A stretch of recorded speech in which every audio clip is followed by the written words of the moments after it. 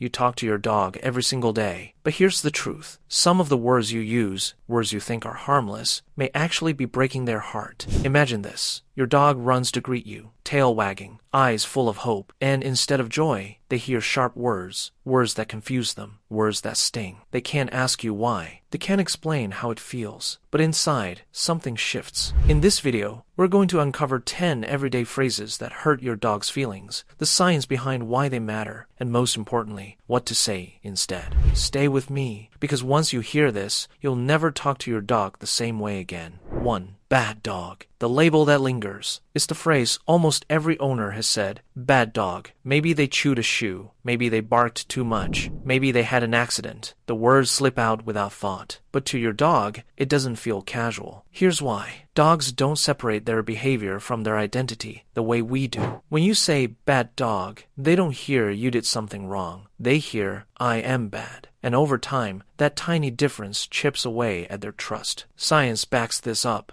Studies on canine cognition show that dogs process emotional tone in the same region of the brain as humans. A harsh word, spoken in anger, doesn't just signal disapproval, it actually increases cortisol, the stress hormone. That means your dog isn't just sad when you say it. They're anxious, confused, and sometimes even fearful of you. Instead, trainers recommend focusing on the behavior, not the being. Redirect, reward, teach. Because the truth is, there are no bad dogs, only confused ones who need guidance. 2. Stop it. Without guidance. Picture this. Your dog jumps onto the couch. You shout, stop it. They freeze, ears back, tail low. Then, 2 minutes later, they do it again. Why? Because the phrase, stop it, doesn't actually teach them what to do. Dogs don't process negatives the way humans do.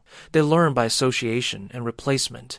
When you just say, stop it, you're leaving them in confusion. It's like giving a child a math test and saying, don't get it wrong without ever teaching them how to solve the problem. Animal behaviorists point out that dogs thrive on clear, consistent direction. If instead of scolding, you redirect off, followed by praise when they listen, your dog learns. Without that guidance, all they hear is frustration. And frustration, over time, feels like rejection. So the next time you're tempted to shout, stop it, remember silence and redirection teach more than anger ever could. 3. You're so annoying. The words that break trust. It's late. You're tired. Your dog is nudging you with a toy or pawing for attention. And without thinking, you mutter, you're so annoying. Maybe you even laugh when you say it. But your dog doesn't. Dogs don't understand sarcasm. They only hear the frustration in your voice. And because they tie everything back to relationship, those words don't sound like a joke. They sound like rejection. Experts say dogs mirror the energy of their humans. When they sense joy, they mirror joy. When they hear anger, their stress levels spike. Over time, if annoying becomes a word they associate with themselves, they may retreat. The dog who once brought you toys might stop trying. The one who pawed at you for affection may lie quietly in the corner. Because here's the truth. To them, seeking you out is never annoyance. It's love. And when that love is met with irritation, it hurts in a way they can't explain. 4. Come here, now. The command that damages recall. We've all been there. The dog isn't listening. You're running late. You shout across the room, come here now. And sure, sometimes they obey. But what you may not realize is how it changes their trust. Come here should always mean safety, reward, connection. If it's paired with frustration, punishment, or negativity, the recall command becomes poisoned. Instead of rushing to you with joy, they hesitate. They second guess. They remember the scolding more than the reward. One trainer described it this way. Imagine a friend who only calls you over to criticize you. Would you want to answer their calls?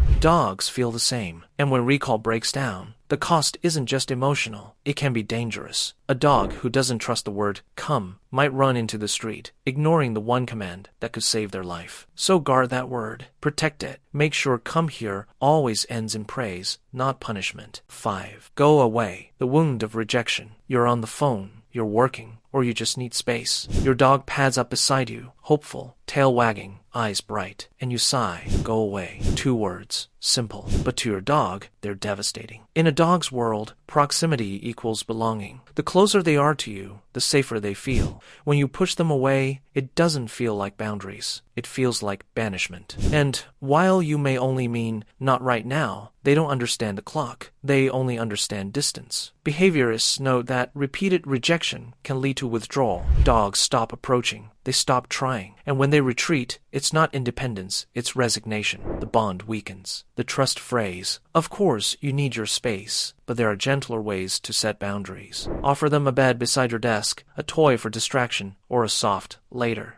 Because to a dog, go away doesn't sound temporary. It sounds permanent. 6. Bad dog, the label they can't shake. It's one of the most common phrases dog owners use. A chewed shoe, an accident on the carpet, barking at the mailman, and out it comes. Bad dog. But here's the problem. Dogs don't separate action from identity. To them, bad dog doesn't mean I don't like what you did. It means I don't like you. And once that association is made, it cuts deep. Studies show that tone of voice alone can trigger stress hormones in dogs. Add a harsh label, and they don't just feel guilty, they feel unsafe. Over time, some dogs will act out more, desperately trying to win back approval. Others will shut down, too afraid to try at all. Your dog isn't bad. They're confused, excited, scared, or simply being a dog. Correct the action, yes, but protect the relationship. Because when you call them bad, what they really hear is, I'm not good enough for you. 7. Shut up, silencing their language. The barking starts. Maybe it's at the doorbell. Maybe it's at nothing at all. You've had a long day, and the words slip out. Shut up.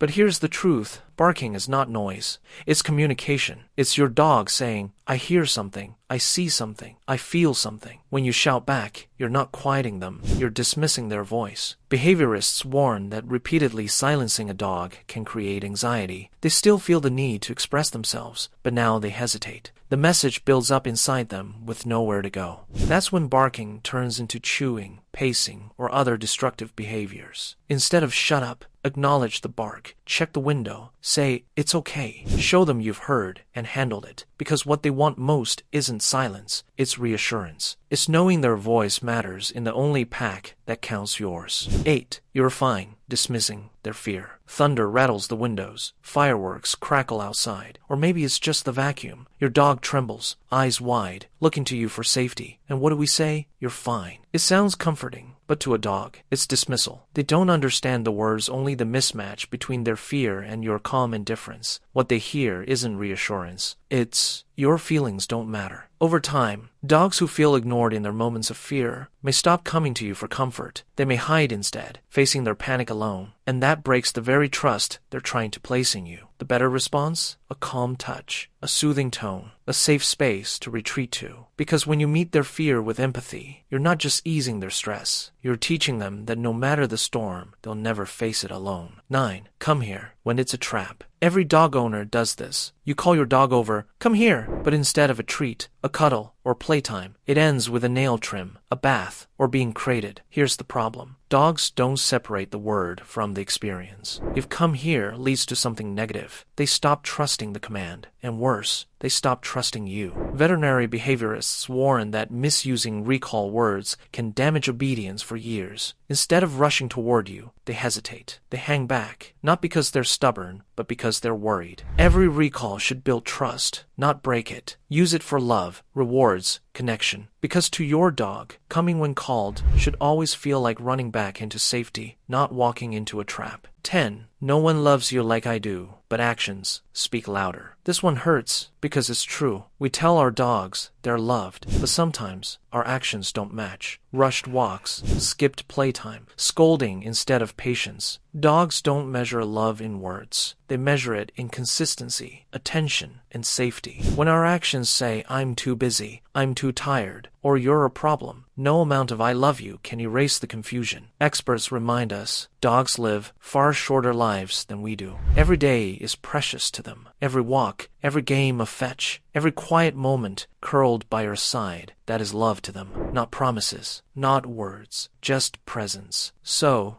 the next time you whisper, no one loves you like I do, make sure your time, patience, and care prove it. Because your dog already believes you. They're just waiting for you to show it. So now you know. Every careless phrase, every dismissive word can echo louder in your dog's heart than you realize. But here's the beautiful truth. It works both ways. Every kind word, every patient tone, every gentle moment plants trust that grows for life. Your dog may not speak your language, but they feel it. They read it in your tone, your actions, your presence, and every day you're writing a story together, one they'll carry for every step of their short, beautiful life. So ask yourself, what story are you telling? One of dismissal or one of love? If this video opened your eyes to the hidden ways your words shape your dog's heart, let me know in the comments what phrase you'll never use again. And if you want more insights into the quiet language of dogs, subscribe, because this is only the beginning of what they've been trying to tell you all along.